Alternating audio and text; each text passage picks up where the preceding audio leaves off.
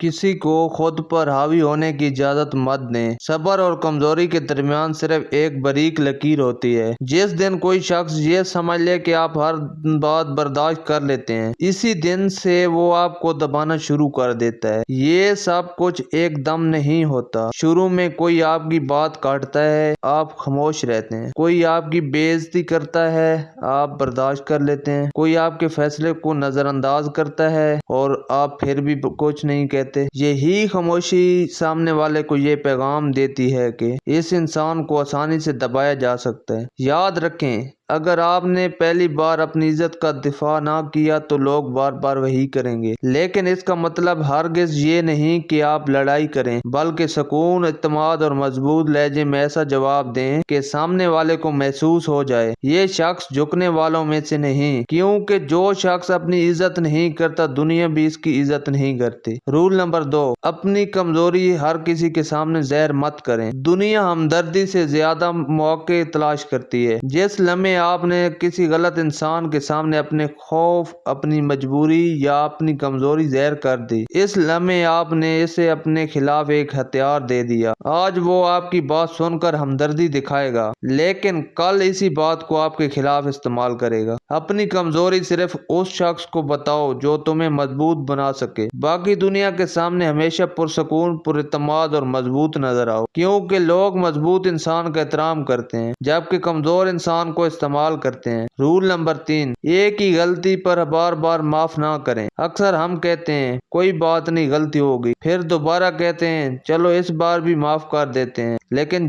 जब वही गलती तीसरी बार दोहराई जाए तो कसूर सिर्फ सामने वाले का नहीं रहता, बल्कि आपका भी होता है, क्योंकि आपने इसे ये यकीन दिला दिया कि ये मुझे हर बार माफ कर देगा। जिसे तुम बार बार माफ करते हो वो एक दिन तुम्हें कमजोर समझने लगता है। इसीलिए दूसरी बारी खामोशी से फासला बना लेना सीखें। ना शोर, ना गुस्सा, ना बहस, सिर्फ अपना रवैया बदल दें, क्योंकि बाज़ औक़ात खामोशी वो सबक सिखा देती है जो हजार लफ्ज भी नहीं सिखा सकते। वीडियो अच्छी लगी हो तो वीडियो को लाइक कर दें, चैनल को सब्सक्राइब कर दें और बेल आइकॉन को दबा दें।